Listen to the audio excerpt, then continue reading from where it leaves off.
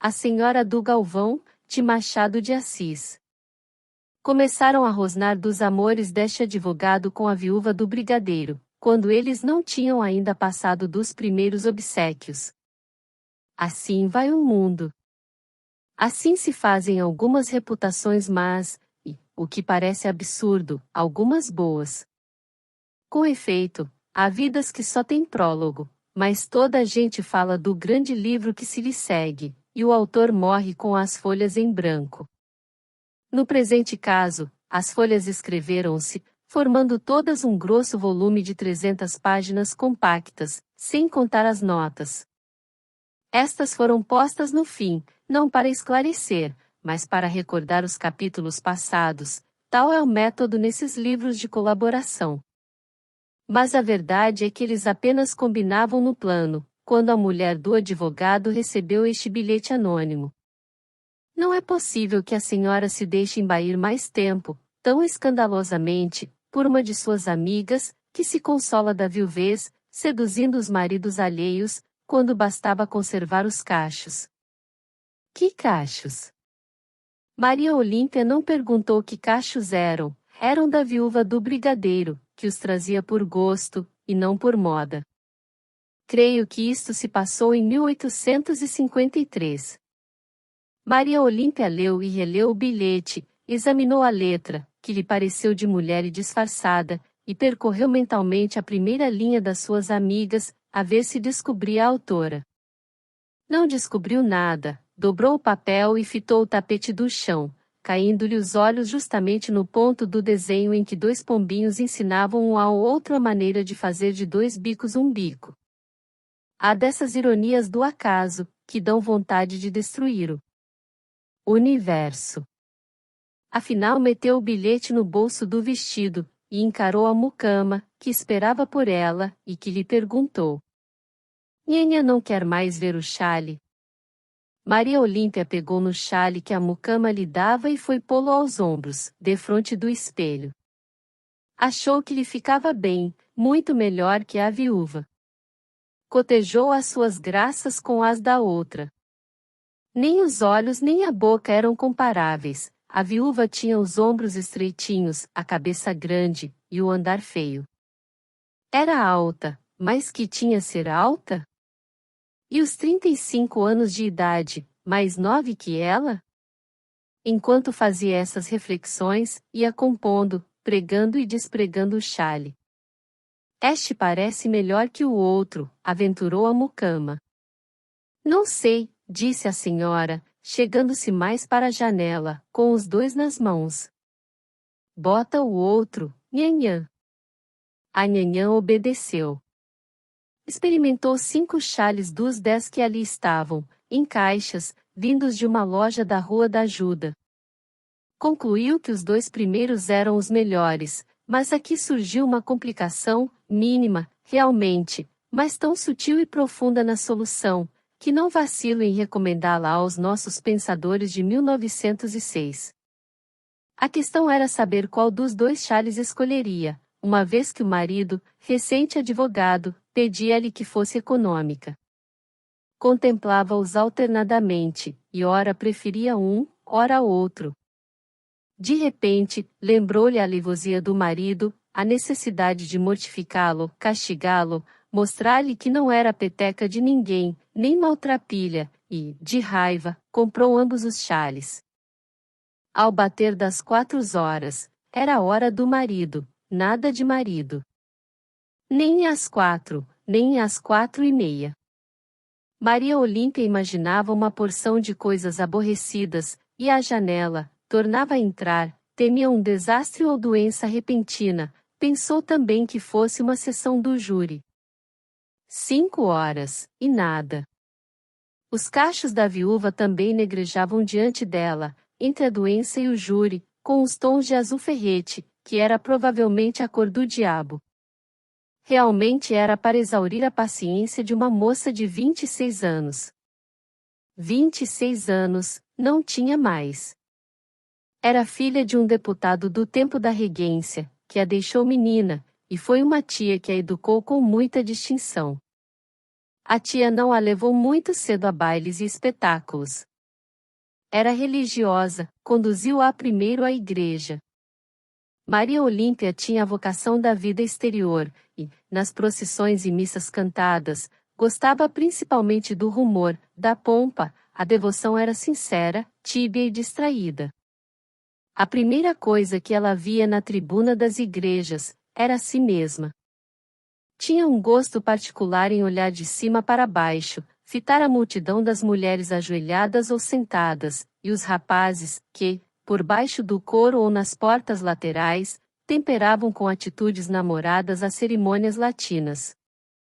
Não entendia os sermões, o resto, porém, orquestra, canto, flores, luzes, sanefas, ouros, gentes, tudo exercia nela um singular feitiço.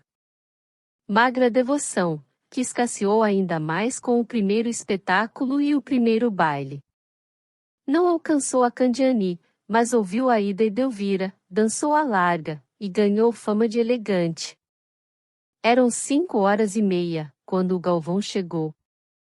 Maria Olímpia, que então passeava na sala, tão depressa lhe ouviu os pés, fez o que faria qualquer outra senhora na mesma situação, pegou de um jornal de modas, e sentou-se, lendo, com um grande ar de pouco caso.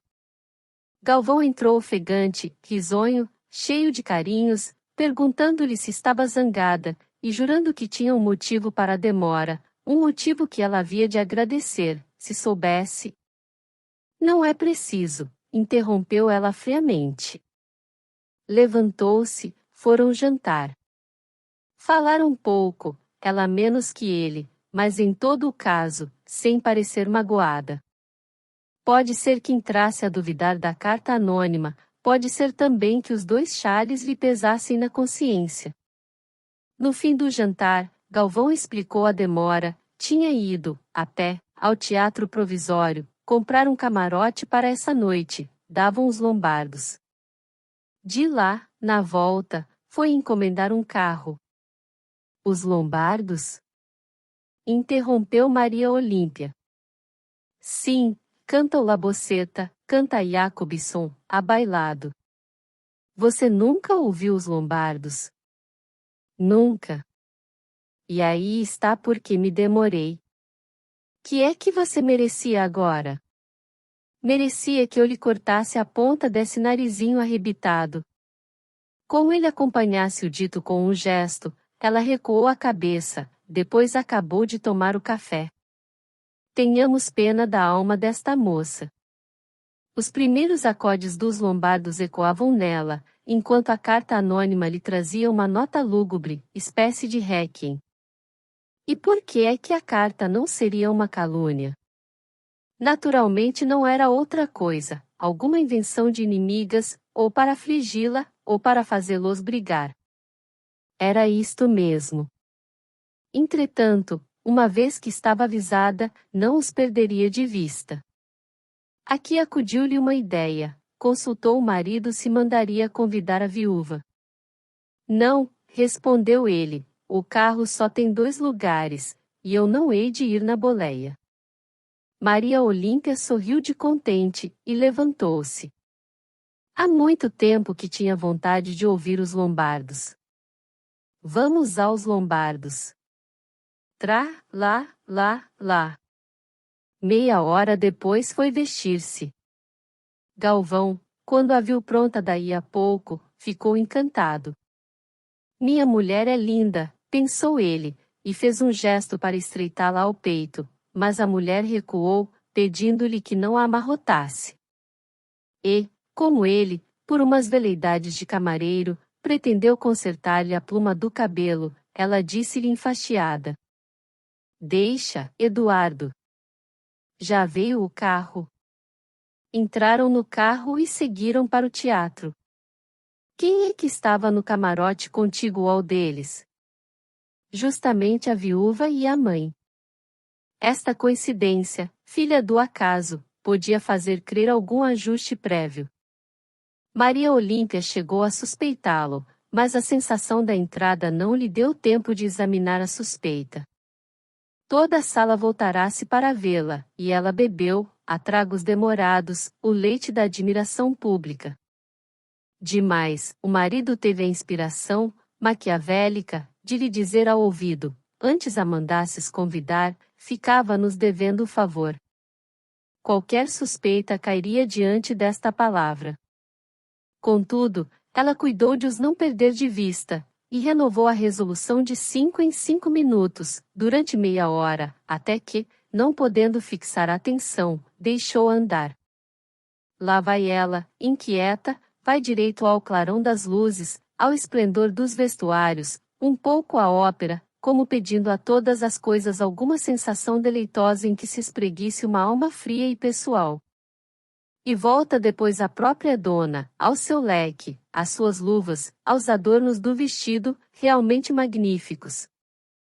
Nos intervalos, conversando com a viúva, Maria Olímpia tinha a voz e os gestos do costume, sem cálculo, sem esforço, sem ressentimento, esquecida da carta. Justamente nos intervalos é que o marido, com uma discrição rara entre os filhos dos homens, ia para os corredores ou para o saguão pedir notícias do ministério. Juntas saíram do camarote, no fim, e atravessaram os corredores. A modéstia com que a viúva trajava podia realçar a magnificência da amiga. As feições, porém, não eram o que esta afirmou, quando ensaiava os chales de manhã. Não, senhor, eram engraçadas, e tinham um certo pico original. Os ombros proporcionais e bonitos. Não contava 35 anos, mas 31.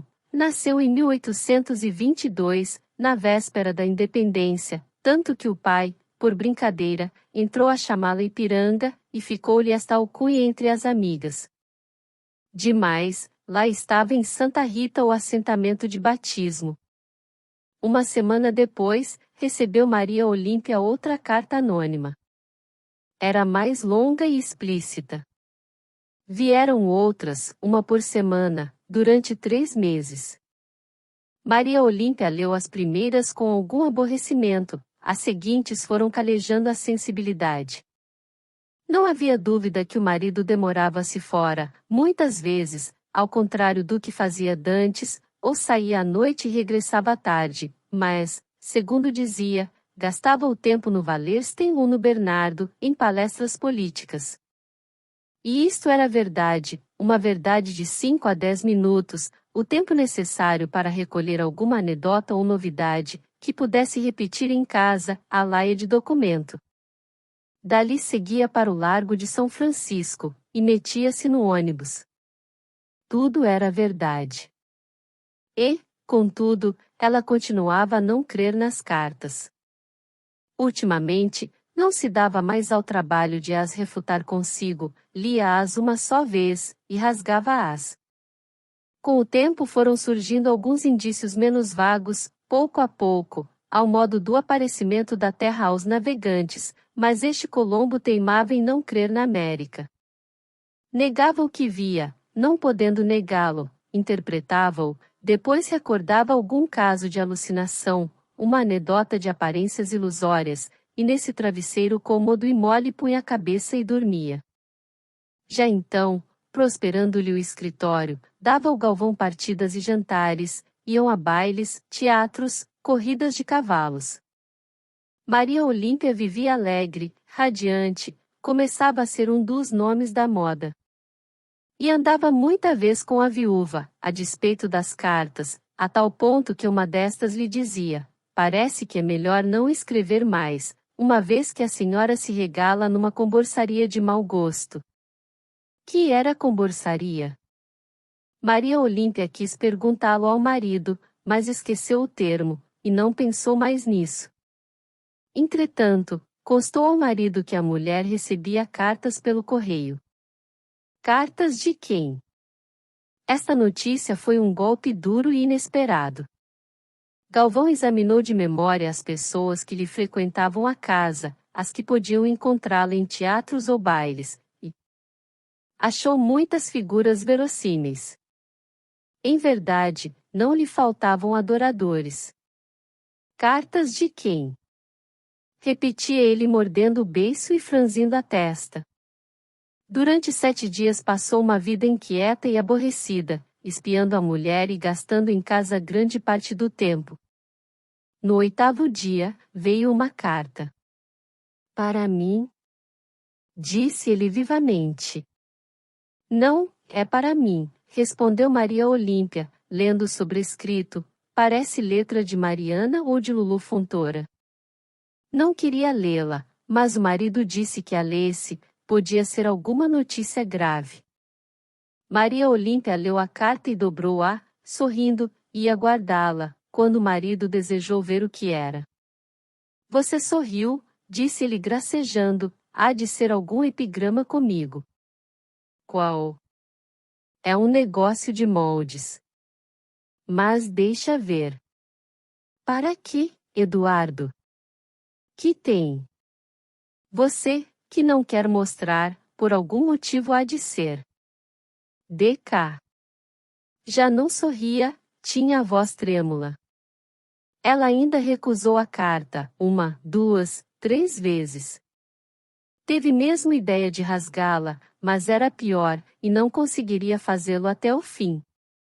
Realmente, era uma situação original. Quando ela viu que não tinha remédio, determinou ceder. Que melhor ocasião para ler no rosto dele a expressão da verdade? A carta era das mais explícitas, falava da viúva em termos crus. Maria Olímpia entregou-lhe. Não queria mostrar esta, disse-lhe ela primeiro, como não mostrei outras que tenho recebido e botado fora, são tolices, intrigas, que andam fazendo para. Leia, leia a carta. Galvão abriu a carta e deitou-lhe os olhos ávidos. Ela enterrou a cabeça na cintura, para ver de perto a franja do vestido. Não o viu empalidecer. Quando ele, depois de alguns minutos, proferiu 2 ou 3 palavras, tinha já a fisionomia composta e um esboço de sorriso. Mas a mulher, que o não adivinhava, respondeu ainda de cabeça baixa, só levantou daí a 3 ou 4 minutos, e não para fitá-lo de uma vez, mas aos pedaços, como se temesse descobrir-lhe nos olhos a confirmação do anônimo. Vendo-lhe, ao contrário, um sorriso, achou que era o da inocência, e falou de outra coisa. Redobraram as cautelas do marido. Parece também que ele não pôde esquivar-se a um tal ou qual sentimento de admiração para com a mulher. Pela sua parte, a viúva, tendo notícia das cartas, sentiu-se envergonhada, mas reagiu depressa, e requintou de maneiras afetuosas com a amiga. Na 2ª ou 3ª semana de agosto, Galvão fez-se sócio do Cassino Fluminense. Era um dos sonhos da mulher. A 6 de setembro fazia anos a viúva, como sabemos. Na véspera, foi Maria Olímpia, com a tia que chegará de fora, comprar-lhe um mimo, era uso entre elas. Comprou-lhe um anel. Viu na mesma casa uma joia engraçada, uma meia-lua de diamantes para o cabelo, emblema de Diana, que lhe iria muito bem sobre a testa. De Maomé que fosse, todo o emblema de diamantes é cristão. Maria Olímpia pensou naturalmente na primeira noite do cassino, e a tia, vendo-lhe o desejo, quis comprar a joia, mas era tarde, estava vendida. Veio a noite do baile. Maria Olímpia subiu comovida as escadas do cassino. Pessoas que a conheceram naquele tempo, dizem que o que ela achava na vida exterior, era a sensação de uma grande carícia pública, a distância, era sua maneira de ser amada. Entrando no cassino, ia recolher nova cópia de admirações, e não se enganou, porque elas vieram, e de fina casta. Foi pelas 10h30 que a viúva ali apareceu. Estava realmente bela, trajada a primor, tendo na cabeça a meia-lua de diamantes. Ficava-lhe bem o diabo da joia, com as 2 pontas para cima, emergindo do cabelo negro. Toda a gente admirou sempre a viúva naquele salão. Tinha muitas amigas, mais ou menos íntimas, não poucos adoradores, e possuía um gênero de espírito que espertava com as grandes luzes. Certo secretário de legação não cessava de a recomendar aos diplomatas novos, causez avec me. Tavares, c'est adorable. Assim era nas outras noites, assim foi nesta. Hoje quase não tenho tido tempo de estar com você, disse ela a Maria Olímpia, perto de meia-noite. Naturalmente, disse a outra abrindo e fechando o leque, e, depois de umedecer os lábios, como para chamar a eles todo o veneno que tinha no coração, Ipiranga, você está hoje uma viúva deliciosa. Vem seduzir mais algum marido? A viúva empalideceu, e não pôde dizer nada. Maria Olímpia acrescentou, com os olhos, alguma coisa que a humilhasse bem, que lhe respingasse lama no triunfo. Já no resto da noite falaram pouco, 3 dias depois romperam para nunca mais.